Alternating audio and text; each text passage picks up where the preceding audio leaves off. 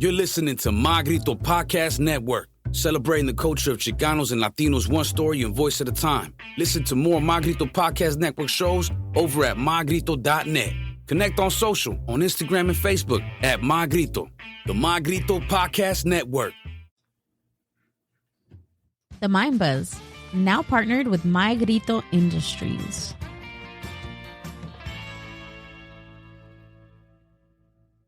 This podcast episode of the MindBuzz is brought to you by House of Chingazos. House of Chingazos is a Latino-owned online store that speaks to Latino culture and Latino experience. I love House of Chingazos because I like t-shirts that fit great and are comfortable to wear. I wear them on the podcast and to the carne asadas. Click the affiliate link in the show description and use promo code TheMindBuzz. That's TheMindBuzz to receive 10% off your entire purchase. The cash saved will go directly to the MindBuzz podcast to help us do what we do best, and that's bringing you more MindBuzz content. Click the link in the show description for more. The MindBuzz is powered by MindBuzz Media. MindBuzz Media is an on-site video and audio podcast production company. Have you ever thought about starting your own video and audio podcast? Or do you have an existing podcast that you want to take to the next level? MindBuzz Media brings a professional podcast studio to you. Visit mindbuzz.org for more. The MindBuzz Podcast. And away we go.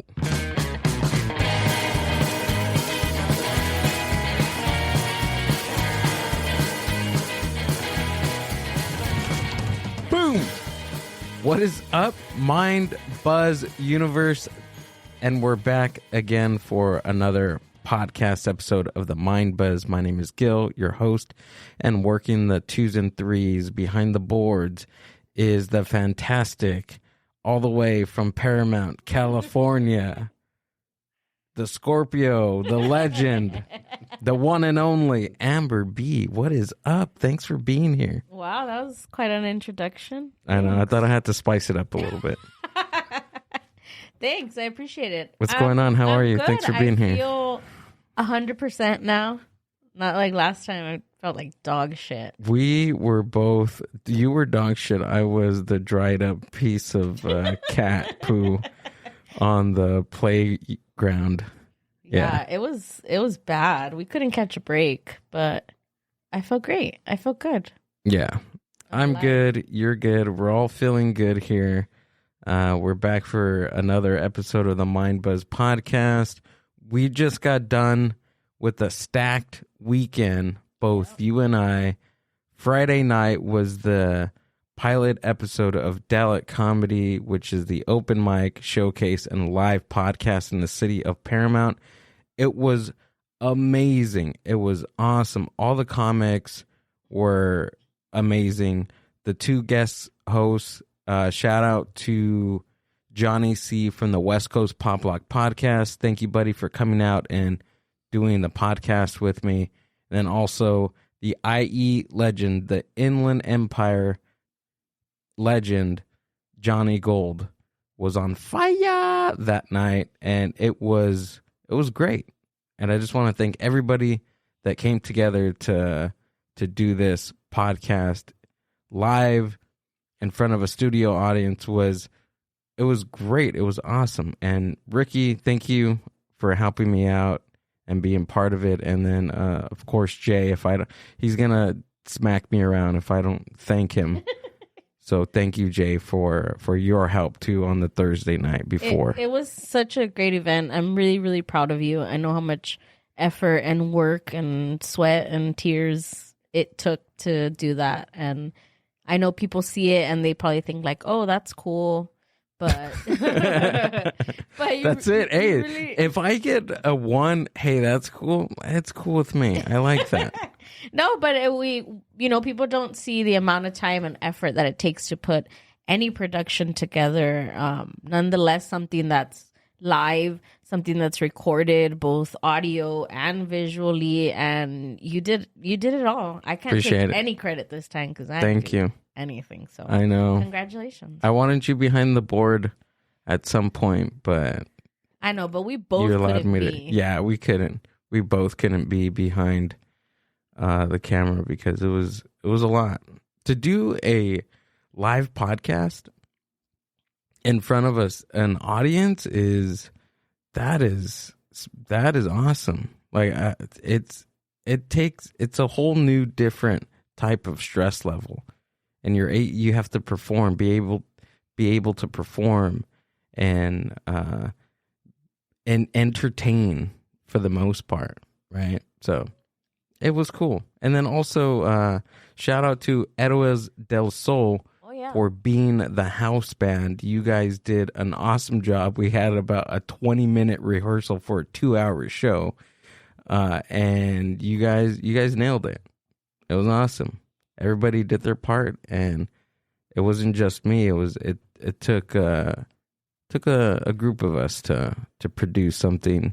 And my awesome. dad, if my dad's listening, yes, the stage. Umberto, you and your construction company coming out on that day to the day before, and then weeks. I think just weeks in planning. This thing took weeks of planning, of getting the people together, of ticketing, of promotion and stage construction. Your mom helping out with the cortinas. It was a huge effort from everybody. And that's all you need. I appreciate it. You just need a Mexican family. You need a Mexican family. That's all you need. We know how to do everything. To conquer the world. You got somebody in your family that knows how to do something. We sure do. Right. We sure do. Yeah, it was. And shout out to Horchateria for hosting the location, the gallery. I just really appreciate it. I'm excited for the next one.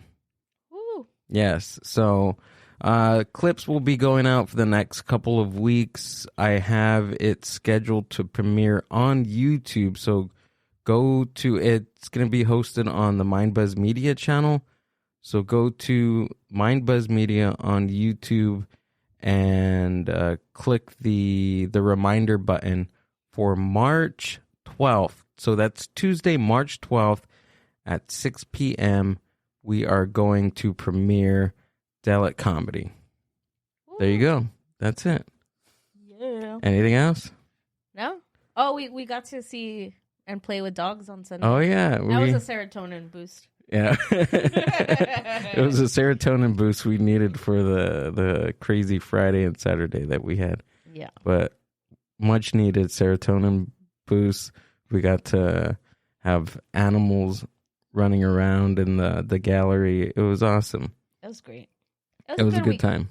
Yeah, overall it was. And I learned that I needed to lose awesome. like 20 pounds to keep up. So. Right. Exactly. So it was a great revelation. I was hurting on Saturday. I was hurting every day. Yeah, I'm still hurting. My shoulder was just terrible. Like my shoulder's not the same. It's like when you drink and you get hangovers, but it was like you work and you just like can't recuperate. It was not fun. Yeah. But anything else before we get into today's guest? Because I'm good. I'm ready. I'm ready for today's guest. We're excited. You ready? I'm so excited too because he's a film director. He's a musician. He goes by Noble Savage, but his name is Hari. And thanks for being here. I'm so excited to be here. Really, it's a privilege for me to be here with you guys. No, the privilege and pleasure is all ours. We were just going through your page earlier today, and if Amber, you can bring that up, because the aesthetic and just the art that you have on your page is phenomenal. Oh, well, it's a big part of what this project is about. We try to bring a little concept behind everything we do, and we kind of take pleasure in that. So we're having fun with the whole concept, and we're very happy with the last video for sure. That's something that really blew our minds. I did not direct that one. That was directed by a Mexican couple that are directors, Film Surduo. That's Mariana right there. And so yeah, I think they made a fantastic job. I kind of produced for them, but yeah. That's part of our world, kind of. That's so cool. Yeah, everything looks amazing. Thank you, guys. Yeah, look at that. Just the aesthetic, and then your music is very awesome too. I love it. I was hoping you were going to come in looking like this. I should have. Typically, that's the real Noble Savage right there. Yeah. That's the shadow. Yeah. Gotcha. It like scares me, but in a good way. So I was like, I don't know if I'm gonna be scared of him when he gets here. But then you got here, and I was like, oh, okay. Just a normal man. That's it. Usually when we find musicians and they want to come on and do the podcast, or we reach out to them, we are in hopes that they show up like they do in their music video. That's a very Or we ask each other. I wonder how they're going to show up. And then, of course, you have the Kiss poster. Oh yeah, there, who are the kings of this? I'm a huge Kiss fan. I love Kiss. Hopefully, I'm able to see them before they stop touring. But I think they're gonna be one of those bands that are like the Rolling Stones that will probably never, for sure, right? Absolutely, yeah. So, who are some of your inspirations when it comes to music and writing music and producing it?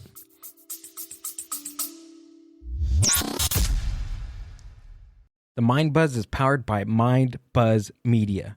MindBuzz Media is an on-site video and audio podcast production company. Have you ever thought about starting your own video and audio podcast? Or do you have an existing podcast that you want to take to the next level? MindBuzz Media brings a professional podcast studio to you. Visit mindbuzz.org for more. Well, I was a teenager in the 80s, and I had a band in Mexico City in the 80s in Spanish, kind of a more of a goth, darker sort of, rock band. And I made a film called This Is Not Berlin that has to do with the whole like artist post-punk scene in Mexico City during the 80s. And I was very fortunate with that film. The world premiere was at Sundance in 2019. Wow. And I toured the world pretty much with that film. And I realized that there was a lot of there was a really big younger crowd that were listening to dark wave and cold wave. And that's my thing, the whole darker dance 80s vibe. That's what I love the most.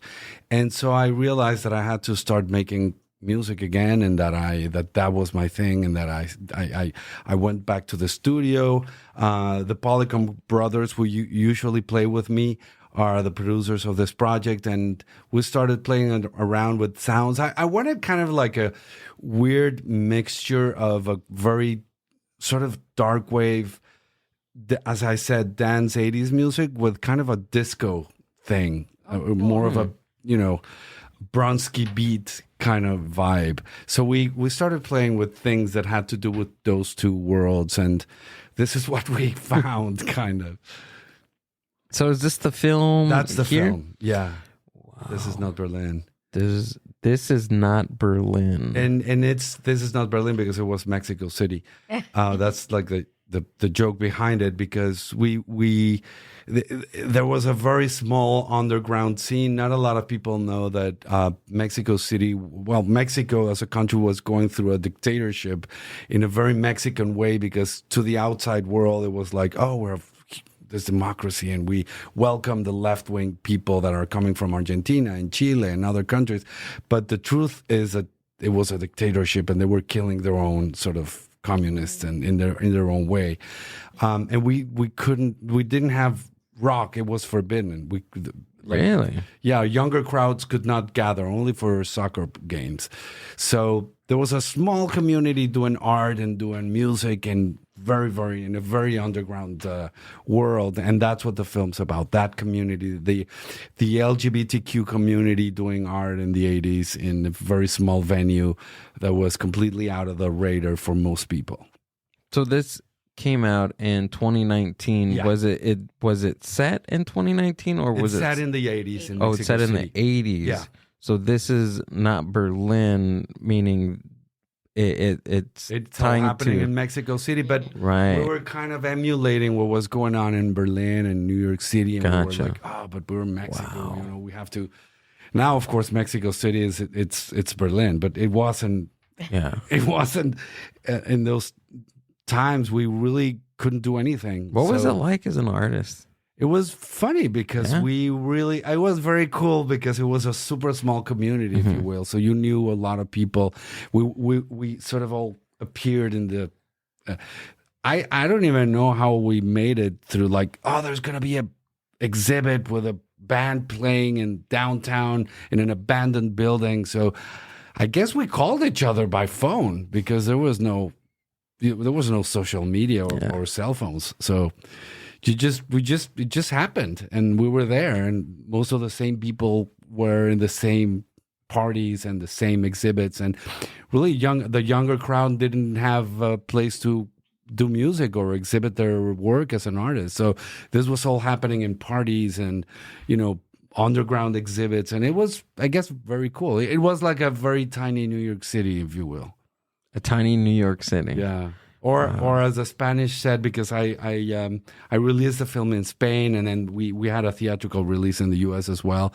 And in Spain, they had a big thing in the 80s called La Movida, which was this huge underground artistic thing going on, but much larger than ours. But when they watched This Is Not Berlin, they were like, oh, this is like La Movida. Nobody's done a film about that. I'll do it.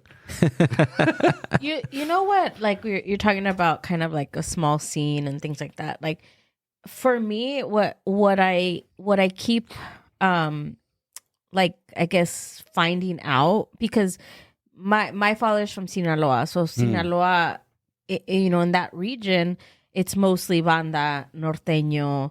There's not really any bands that come out like rock or 80s punk or anything like that. And then in Ensenada, it's even a smaller subculture. And to me, to hear like you, or even the band we had before that came from Mexico, and these scenes are in Mexico, like these music and these different subcultures and these things, like, to me it's like I'm discovering it for the first time, because it's not something that, like, you have like music in Spanish that like románticas or your baladas or your pop or things like that, but that's what I hear mainstream, or I heard mainstream in the radio. So to see like yourself, like your music, or even you talk about like Mexico in the 80s, like, to me it's like, wow, like I forget that Mexico has so much more to give, and there was still all these types of music coming out, not just norteño, banda, and Absolutely. Vicente Fernandez. Like, there's just way more to it as far as like music. And something that marvels me really is that this genre, which is really a very big genre that houses a lot of different things, from more 80s gothy texture music and a lot of new dark wave bands like, I don't know, Dry Majesty or Boy Harsher or even Soft Moon, who died recently. And a lot of them are Latinx people from LA. There's a very big community here that is, playing around this sounds, electronic sounds with a darker edge, with a dance purpose. And that marvels me. I always go to this festival in Pasadena, Cruel World. I'm a regular. It's coming in May. I'm very excited. And it marvels me to see that half the people there are people from our community here in Los Angeles. Most of them are Latinx. It's I don't know why we've embraced this sounds and this sort of underground vibe and this painting our nails black and this whole thing. It's, I don't know, Germans and Mexicans. Yeah. It's funny.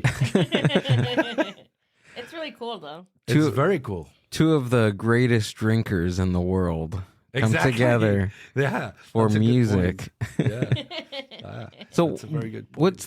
what's the German background to it? Is that where the music derived from? I think there was a lot of stuff going on both in US, Britain, obviously, and then there was Berlin, like an island, like a creative island in the 80s where David Bowie went and lived and Nick Cave went, and they were producing all sorts of music. And there was this incredible people like Blixa Bargeld from Einstürzen and Neubauten starting the whole industrial movement, and they were their own island over there. And I think pretty much Germans love this electronic, very, robot-like futuristic sort of vibe, which is also kind of military in a way. And I think that permeated into everything that was going on in the 80s and influenced it. And then they were as well influenced by what was going on in New York City and London and everywhere else, and became a big thing. I'm just kind of guessing, but that's how it feels. And then there was big synthwave bands like Wolfsheim and Antoine, and a lot of music that was being heard in the venues in those years, and still now in the underground venues that have to do with this genre are German or Dutch or whatever, or Belgian. It's so cool how music and art and culture is a product of the environment, right? Or product of the time, or product of what is going on in that specific region in a country. It's pretty cool how art comes from whatever is happening during that time. Yeah, that is true. And I think there's I feel we're kind of like the outsiders of the world, people that really are into these genres, and we kind of find ourselves now in the through the internet and in these festivals, and for some reason I think there is a very big need of, because I think part of the deal, and that going back to Noble Savage, which is my project in music, it was born with the idea of using the shadow as a power force to create music and lyrics and transforming like the darker aspects of Hari into a creative force that could be danced to. So the lyrics are not, we try to connect with whatever is out there and sort of try to bring those words that are there for us to gather. And normally those words have to do with how painful sometimes the world is or life is, but at the same time that it's so worth living it, And so we really wanted to write lyrics about things that are painful or dark, or, how rejected we felt in high school, for instance, or, how terrible war is or whatever, but use it again as a tool to transfigurate and transform it and just dance to it. And I think a lot of people from the Latin communities here in California, for instance, have that same need for some reason. They need to talk about where they're from and what they've been through, and at the same time dance to it and make electronic music with it, that is the bottom line of Noble Savage, is that the shadow is the one that that goes in the stage, and he's the one that makes the lyrics, and I'm kind of I'm the body to sort of channel him. I like that. That's awesome. it's like a whole. I don't even want to say story because it's not a story. It's like you're actually living it, right? It's reality. Like you're saying, like we have this need to talk about our pain and everything, but at the end of the day, to dance to it. And Yeah. I think that really personifies, or at least like for myself, you know, being Latina, first generation, like I'm learning to adapt, right? To kind of I'm not too Mexican, but I'm not too American either. So there's this like middle ground, and I'm learning how to channel my emotions and how to use them, because I come from a long line of suppressing talking and emotions and things. So what you just said, like that's who I am. I want to talk about my emotions. I want to talk about my things, but I also want to celebrate them and dance later and not be like completely Right. engulfed in the sadness. And I don't know. That's really cool. Yeah, that's wonderful. there's two things happening, right? You're expressing the way you feel, but then also you're turning that, I don't want to say negative space or negative emotion. Let's just call it just an emotion, and you're making a positive out of it, or you're celebrating it, I guess, in a way, right? Exactly. Or you're celebrating you're celebrating your emotions. Exactly.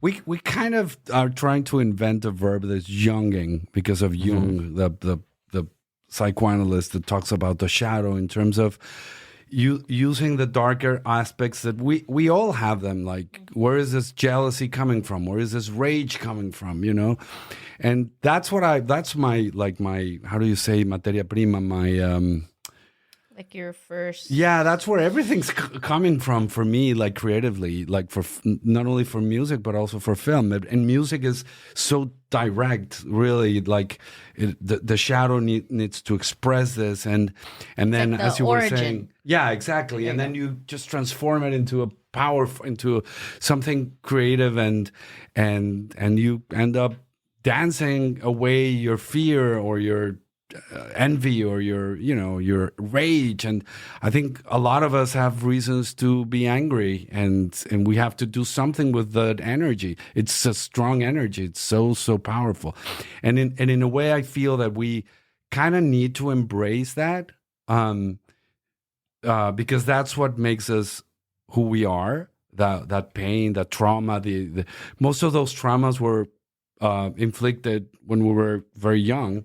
And kind of embracing that, and not only that, but using it creatively, I think it's a pretty cool thing. Yeah.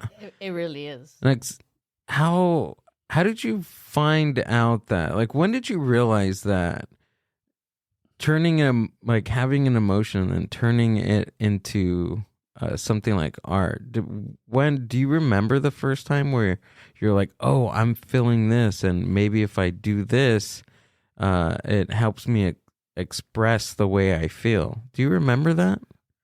I don't remember the exact moment, but I know I've done it since I was really young. I wasn't very good at the beginning. This words came out and whatever, and then films came, and most of my films. Now I've done some TV as well and series and that kind of stuff, which is new for me. This is what I've been doing here. But most of my films are as they say in Spanish, self-referential, or kind of autobiographical in terms of investigating. I don't know, like what happened during those years. But also, This Is Not Berlin, for instance, has to do with the toxic masculinity I had around me, and having to find a different sort of path, and what happened because I was really young when I met this community of artists, and that really transformed my life, kind of. And I also made a film about the loss of a child, which is something that I went through as well.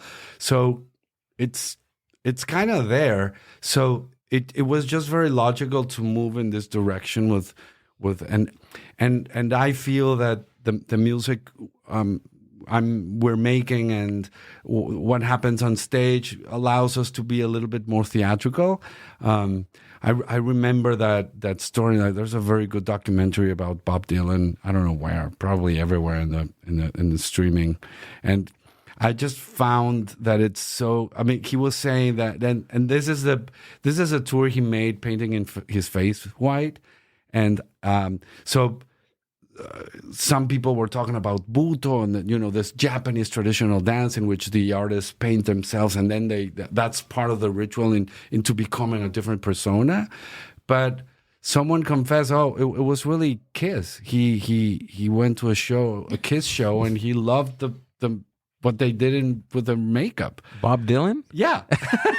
And he started painting his face white. That is awesome. That was so cool to watch, So I think this music we do is kind of theatrical in a way, and we enjoy that very, very much. And that's part of what you were seeing in the pictures and so forth, is that we need to use some persona to be able to project the shadow on stage. I love very that. Festive. And yeah, of course. It's very, very festive. In fact, we really appreciate when people dance with us. That's our whole purpose, to make people dance and to dance ourselves. I love to dance on stage. It's my favorite thing ever. There's nothing like being on stage, especially surrounded by other musicians or other artists. It's magical, right? It's a conversation, and when things really flow. We had a very good show in Mexico City not too long ago, and in Monterrey in the north. And when things are flowing and you get the energy back from the audience, and then you throw more energy and you get it back, it becomes a alchemical conversation, right? That is really transforming, I think, for both parts. It's chemicals, it's vibrations, it's this energy that is just people on the stage with their energy, and then the audience reciprocating that same thing. It's beautiful. There's nothing like getting off the stage and feeling that. There's nothing ever. I'm sorry, Amber, but there's nothing ever that's going to be able to replace that. I agree. I think that's why I'm so stubborn with music, because I just want to be on the stage. Now I want to play in the U.S. I really want to start touring here, because it's so. It is. There's something magical. Yeah.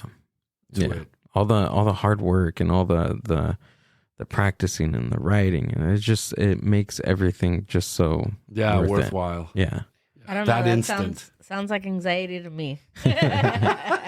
It's good anxiety, actually. There is anxiety. And I get it. I get that both of your serotonin boosts come from that, Yeah. And I always think like I am in awe every time that I see someone perform or someone do their thing on stage. To me, it's like you said, it's magical, but it's not something that I can do, For me, my serotonin, my magic is, I don't know, one of my recipes coming out amazing, and seeing people taste my food and eating and that smile and that, and that's my serotonin. But I think what you do is amazing and beyond me. And we need to taste your food.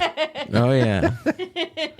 I think we should. We will. I made bagels this morning. I think we need to have a segment on the podcast where whatever you have to make like something, and then we feed it to the guests. That would be awesome. Oh yeah, and it sounded alchemical as well. It is. Yeah, it is. I enjoy it definitely.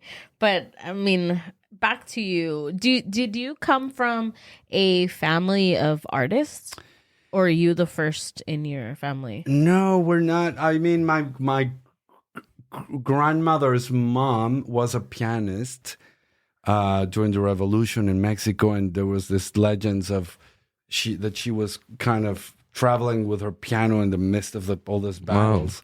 Wow. And so my grandma really loved classical music, and she kind of taught me that. But no, I think most of what happened to me was that original trauma and the need to communicate and do something with it and do something with the social anxiety that I had.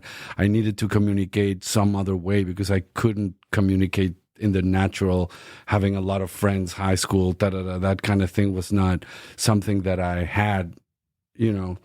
So I think I needed to find different paths for that on one side. And then I met this community very young, and this community was all about, and something that was, I find very cool in the 80s, and maybe some people listening, maybe the younger audience listening to the podcast will feel that is something that goes on still. I don't know. But that, like, partying was kind of like a very creative thing. It was regarded as part of who you were as an artist. Like, what are you going to wear tonight for this, you know, whatever show you're going to, this or even for just going to the venue tonight or to this. There was this little gay bar in Mexico City that was, a lot of this was happening there. It was very small, but we dressed to kill, you know, we stole clothes from a church, and then we would wear the clothes and cut them and wear a cross. Wow. So all that thing became a big thing, or military stuff, or, you know, that, and the music. So it was a whole sort of creative act performance art. I was profoundly exposed to performance art during those years, which I had never thought of, like the mix of acting with sound and just throwing your rage out and all that improvisation, but it's also kind of, you know, art with painting, and I don't know. It was just really, really, really. I learned a lot from those years, and I think most of what I do ended up coming from, you know, understanding what you can do with your pain. Yeah. I mean, if somebody wasn't expressing their pain, whether in music or painting, or like, there's no other. How do you do that? Like, there's no other way. I mean, there are some other ways, but I mean, what would you think? How would you, if you didn't find music or your certain community, how do you think that you were able to do that? I don't know. Maybe you either die or kill people, or, you know, you go to war, or you become a soldier. I don't really know. But I feel there's certain types, like Freud, that wrote he wrote like an incredible amount of books. And I remember one time feeling that if he had not written all of that, he would probably be a serial killer. that type of mind, such a complex, almost genius mind with nothing to do. What do you do with that? Yeah. So it's a very interesting question, I find. But I think we, in this world, we see a lot of violence, and we see a lot of not transfiguration of pain, but just taking your pain directly and inflicting it on other people directly without any sort of bridge. Right. And I think that's what happens when you don't embrace a shadow, and when you don't use that energy to create something hopeful or something. Do you think that the arts, I mean, obviously I don't know, so that's why I'm asking, but the arts in Mexico as a whole country, do you think it's where it should be right now? Or do you think that it could be better? Do you think there's more? Do you think it's not where it's at because culturally or anything like that, or no? Oh my God! I know it's a loaded question. It's a big one. Yeah, I think in film there's been a rebirth of Mexican film. It's very powerful. I think there is at least 3 or 4 Mexican films in every main AA festival in the world, say Berlin or Cannes or Venice, or, you know, there's so many, you know, films that come from Mexico. Not necessarily films that a lot of people will watch, though. because the industry is not. It's not an easy thing to do to show your independent sort of art house films to people because they're used to watching Hollywood and that. So so that's one example. I think art in Mexico is a big thing, and there's a lot of artists that are really interesting in possibly every manifestation, from literature to the arts, to the plastic arts, to film, to music. We probably don't have an industry that distributing that art, so that's why a lot of us, I guess, end up coming here to try to do our thing, to try to show our work to more people. And that's part of what we're trying to do with Noble Savage, is to engage with a community that is interested in this kind of music in California, because it is huge here. Definitely. Mm-hmm. How did Noble Savage come to be? Because I know you said you did film first and then you went into the music, right? It's funny because I started doing music before, then I went to film and stopped music. I had a band in the 80s, 90s, but we never recorded anything. So that was a big frustration in my life. So I went back to music a little bit more than 10 years ago and I've had different projects and bands. I think Noble Savage in a way came from This Is Not Berlin, because it kind of recovered the aesthetic from those bands in the 80s. I don't know, Joy Division or New Order, or a lot of those electronic dance, I don't know, Devo and all that kind of world. And realizing that there is a very large community of younger people doing that music now, and that they're doing brilliantly, and they have incredible, projects. And once I realized that, it was like, it's impossible for me not to try to participate of that cake. That buffet is just too amazing for not to be there. That's what I like the most, dark electronic, danceable, music. So that's where it came from. And then it was like just coming up with the concept, I want the shadow to take over, right? And then the pandemic came, and it was a perfect time to start exploring music, because that's when this project was born.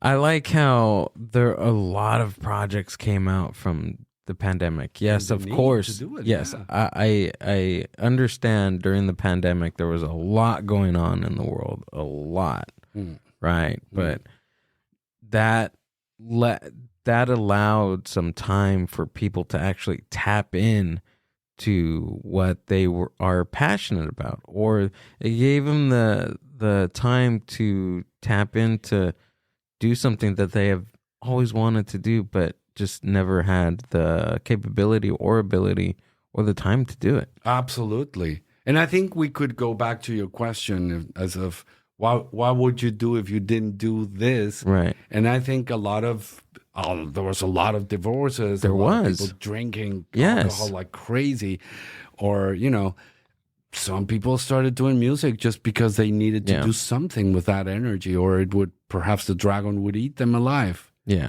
If it's not music, if it's not art, if it's not comedy, if it's not painting or sports, honestly, I don't know what I would have done if I didn't find podcasting or my newfound love right now, comedy. I don't know what I would be doing. Honestly, I feel the same way. As you. Yeah. I mean, before podcasting, I love beer. I love drinking. I liked partying, but that was it. Like, there was no.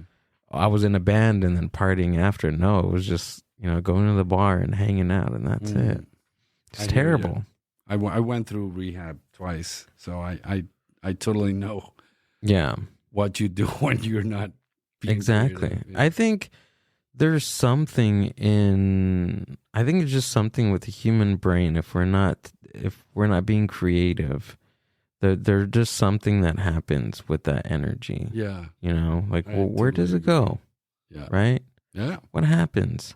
Yeah. But I think when you're not trying to be the best version of yourself creatively, it's a waste. And I feel that it there's a drag, I guess, on your I don't know, on yourself as a person. Yeah. You know? I agree. And it could be art. It could be, creating. It could be anything. Television. Yeah. Or, technology or Making pizza bagels. making pizza bagels. It yeah. could be something. But I think it's a two-way thing in which you kind of recognize that you do have like a shadow in you, and that it's something that we share. All of us share that as humans, and that on the other hand, you can do this with it, Yeah. right? So it's both, I think, and I think that allows us to be in this world, walking in a better way, I think. I agree. Hadi, do you think that everybody has a shadow? That I think most people do. I think most people have some sort of trauma from this or Yeah. other lives. That might be too esoteric, but let's stick to this life. Most of us have had some sort of trauma process in our childhoods, from family or school, and those scars provoke a certain inner reaction, and that inner reaction provokes a personality, and Right. that personal traits kind of become, in a way, your map, because those pains and those darker spaces are really your map on what you came to this life to do, I think. right. Right? Like, and as I said, it can be, why does this type of person provoke my jealousy? Where is Right. that coming from? Or why does this provoke my rage? Why am I such an angry fella? Yeah. A lot of historically, there's so much people that have been so angry and so, like, with other races or with other cultures, and we're seeing a little bit of that everywhere in the world right now. There's terrible wars that are going on, and do you even ask yourself, why am I feeling that towards other human beings? What is the deeper reason for that? And not everybody does. I don't know why, because that's part of the game of being here, I guess. Yeah.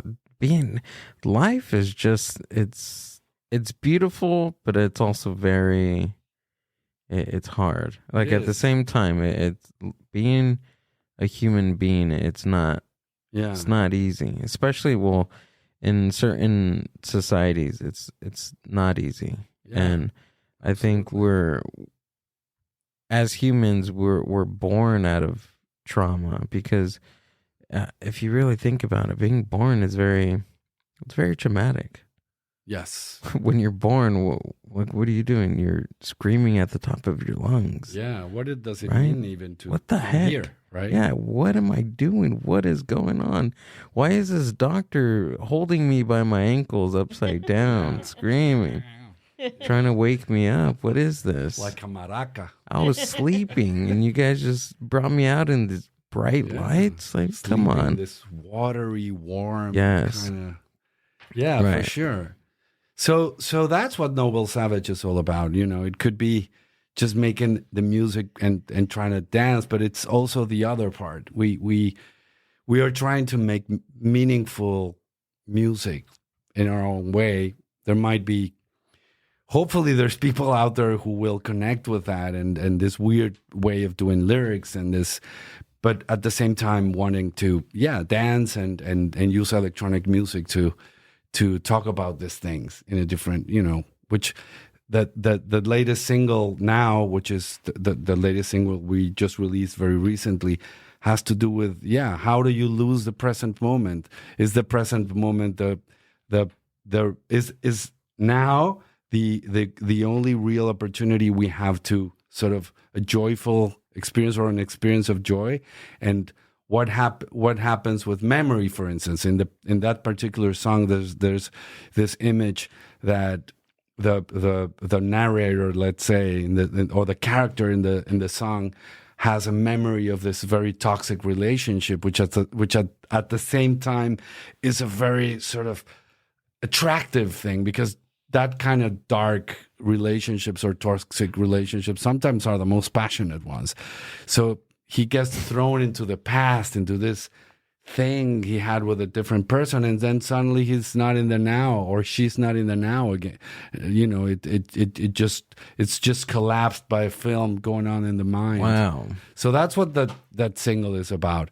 But then I find it's a very sort of pop and cool track to dance to. So that's kind of like what Noble Savage is trying to do, both things at the same time. Right. So there's different layers, and you can just dance to it and sing like the chorus or whatever. And then if you get a little deeper, there is also some, we're talking about some other stuff as well. Do you think because I'm thinking, like, it just popped in my mind right now, like, right, like when you do an art piece, you as an artist, or I'm thinking as an artist, you know why you created that piece, and you know what comes from it, right? And you, like you're saying, your song and just the theatrics of the video and everything, that you know the storyline, right? But do you think that some of your songs too are up for interpretation? Yeah, definitely.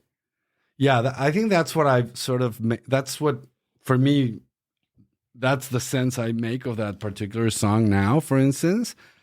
But the lyrics are pretty. I don't even. That's gonna. I don't. I'm not trying to be like obnoxious or anything, but I really don't know where they came from. Yeah. Especially because English is not my mother language. Yeah. And I started writing in English for this project, and so I started doing some kind of rituals and trying to go somewhere where the words are, and it happened. It started happening. Like, I would bring those images down, and I'm like, what the hell? Where did this thing come from? Right. And particularly these two last singles, Now and War, came from that process. And I was really surprised when I read them.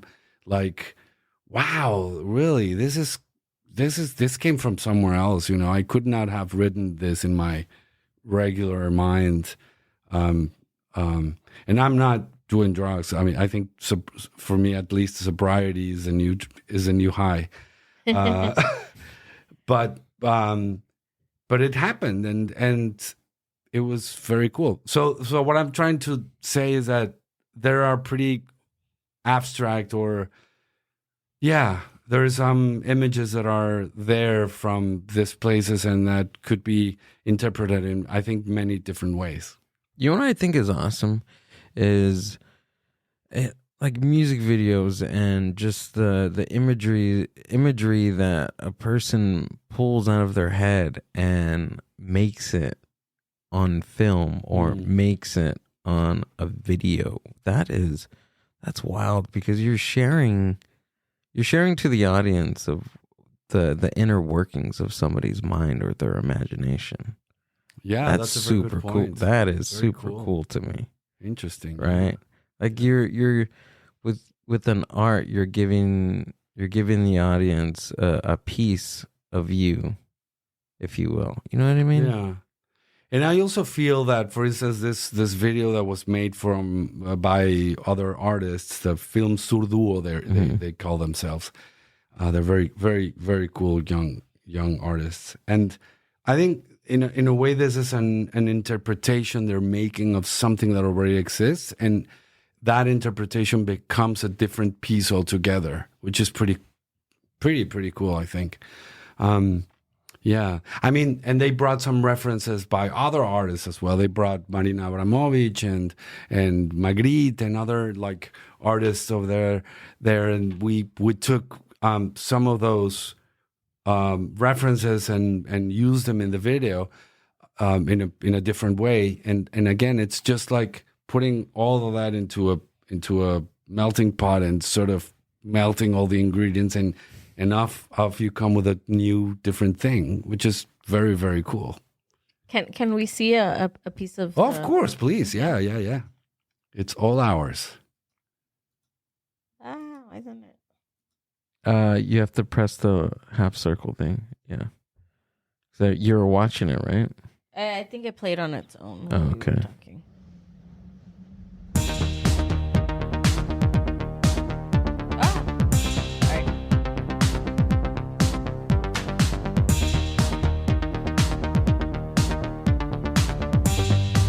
Wow.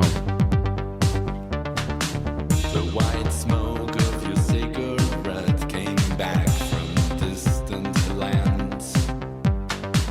It had the rustic flavor of your older traits and paths. The quicksands felt like home again, and boy, was it a feast. Adrenaline flowing through your veins in haste, to say the least.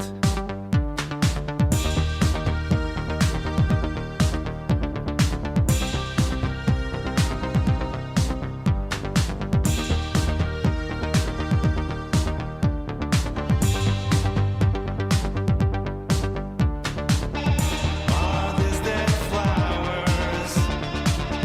Is it their bait? Are the sad lovers left to waste? The hours shattered by your trace, extinguished by the film you made. The hours fleeting. The hours shattered by your trace, extinguished by the film you made. The hours fleeting.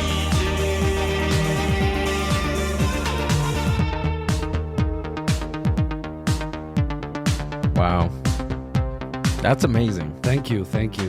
That is really good. Oh, thanks a lot. Thank you. I love the video, the music. It's really good. Oh, thank you. Dancing. Yeah. The dancing, the imagery. Dancing. The black and white too. That's I like that part. Was there a reason why you guys went black and white? Yeah, even since the previous single "War," I have to say these two singles are part of a record with 10 songs that is coming out in May, which is our first full length album. Oh, nice! Congratulations. Yeah, thank you. Finally, Yeah. we feel like and they're so we've been releasing singles from that album, and these two "War" and "Now," they're kind of like.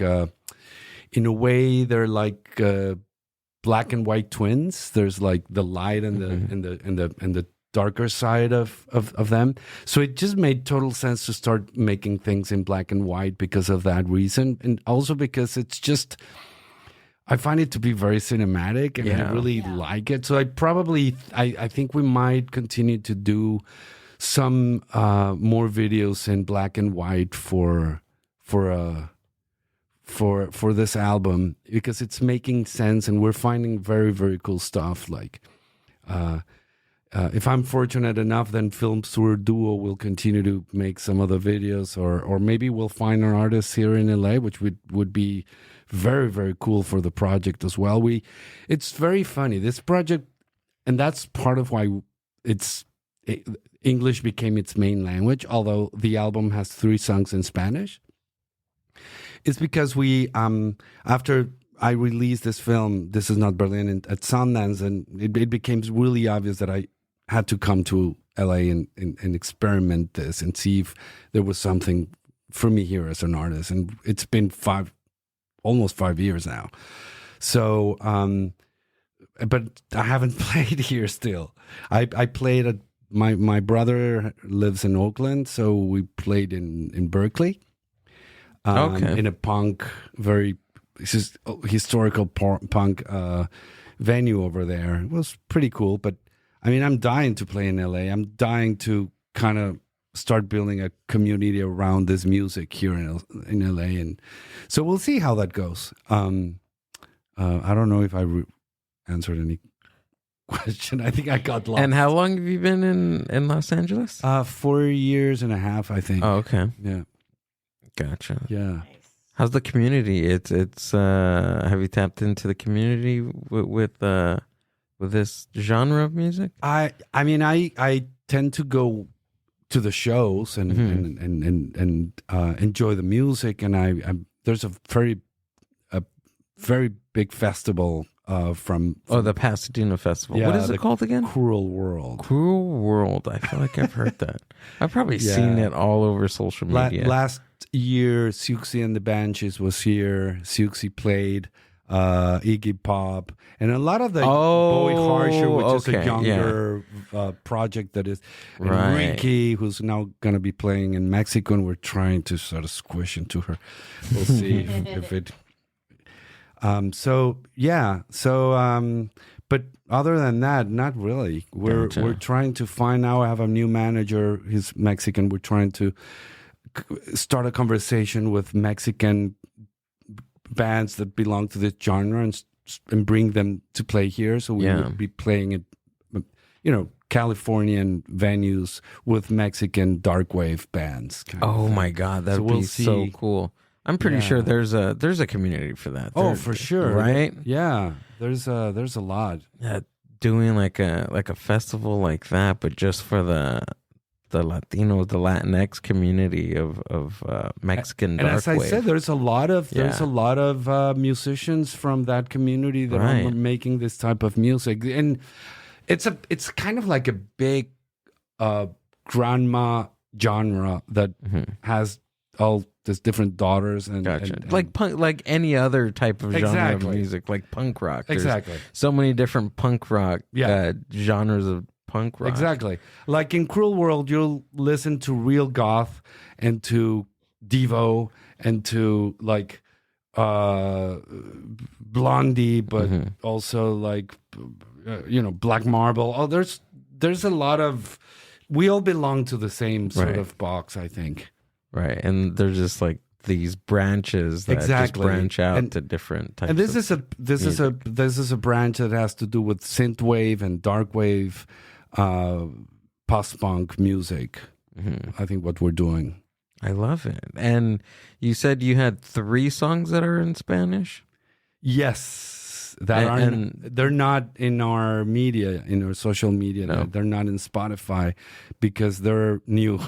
Oh, we just realized that we needed to make some songs in our own language, and also because Mexican post-punk is really becoming really strong. There's actually bands from California that are now trying to do some Spanish lyrics because that allows them to sort of belong in this particular community. And then we're Mexicans, so it's weird. We're just singing in English. So I think it's exciting. It's exciting for us, like it is. Mexicans and Latinos, to see ourselves being represented in every genre of music out there. And it's really cool that we're tapping into so many different, genres. It's cool. Like I said earlier, we're not only your typical corridos, banda, that there's so much more. Other genres that it's cool. And now that I've been discovering all this Latinos doing this genre, it's wow. Like all these people from California that are Mexican, or whatever you want to identify yourself, Chicano or Latino, and they're doing this. They're not doing, as you say, banda or other types of. It's kind of amazing, or punk. It's really amazing for me. I love it. I don't know the language, but when I hear music that is not your typical Mexican music, I just love it. Like I've heard some Spanish punk. I think the first time I heard Spanish punk, I think it was the Casualties, which is a New York street punk band. Yeah, they're incredible. And I think I think it's the singer. He's from Mexico. I'm not too sure whereabouts, but he's from Mexico, and they have a full album just in Spanish, and it's freaking amazing. I don't understand it, but it's amazing. I think it's just the power. I think it's just the vernacular and the way that the tongue is being, I don't even know how to explain it, but it's so different, and I like it. Yeah. You know, it's just the music in Spanish is just better. I'm gonna say it. It's different. I'm just saying. Yeah, no. Of course. I mean, I wouldn't disagree with you on that, but I like it. I think there's certain words like me that I'm bilingual and that I try to translate like to Gil sometimes some words they don't translate English the same sucks. From Spanish to English. There's some words that just don't translate. English is bland. And get lost. That's what I've heard. Yeah, it gets lost in translation, and I think that Spanish, everything that we say, whether there's more meaning to it, whether it's serious or funny or anything, like we have this like, I don't know, passion behind what we say, like the words. Even if you're like rayándole la madre a alguien or complimenting someone or anything, there's this passion behind just our language, and I think that translates into music as well.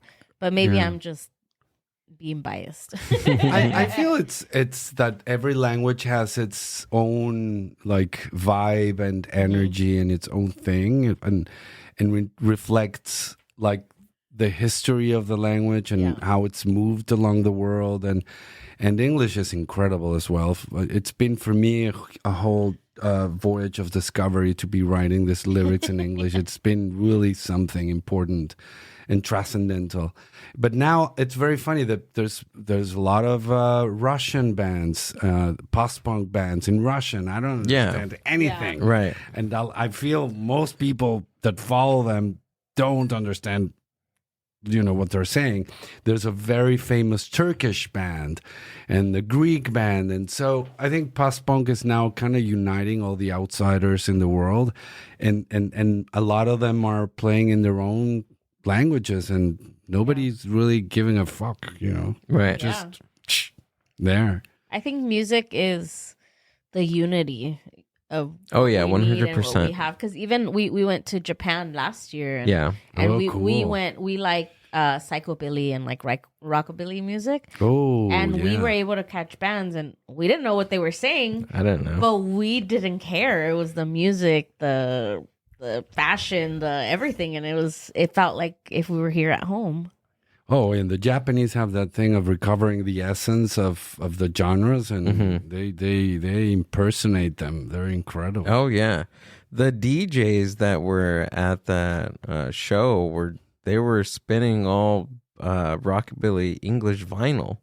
Most of it wasn't even Japanese vinyl. Wow! And when we went to the record store right there in what city was it?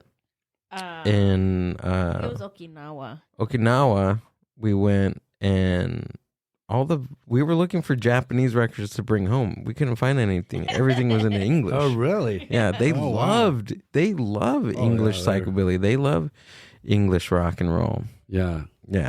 It was great, and just the people we met right there in Japan at that show, they're my buddies for life. I have them on Instagram, and we talk all the time. That's so cool. Right? That's really cool. They like my stuff, but it's like the night after, because there's like an 13 to 18 hour difference. But it's like, okay. Future. That's so cool. He's awake now. Cool. That's so cool. We're communicating and through music. And through music, art. through vibration, through the same things that you like. You can be on the other side of the world, but you can like the same thing, and that's very beautiful. It is, I right? Agree.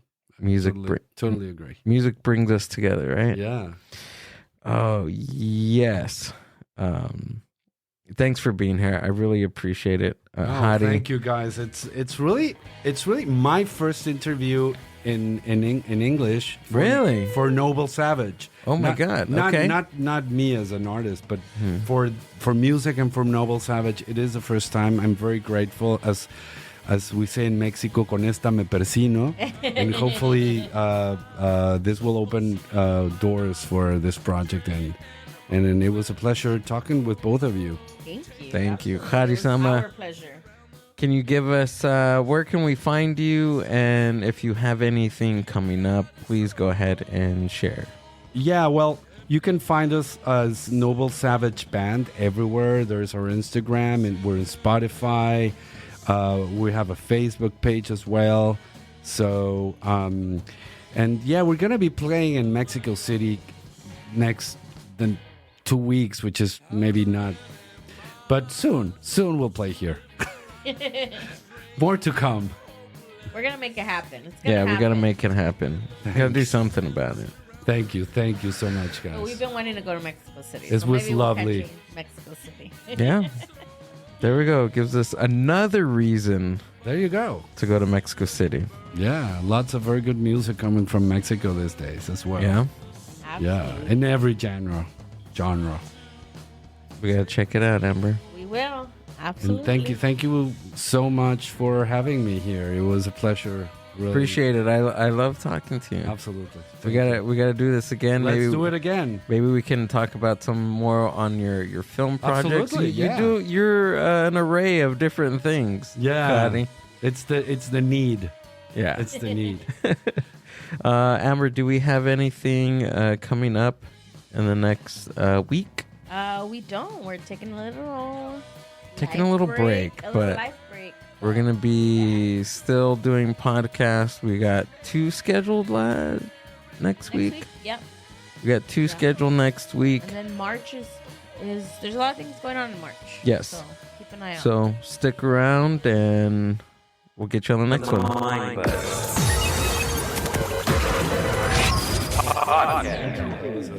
Very, very good conversation. Thanks for listening to the MindBuzz podcast. Subscribe to the MindBuzz YouTube channel and watch full podcast episodes.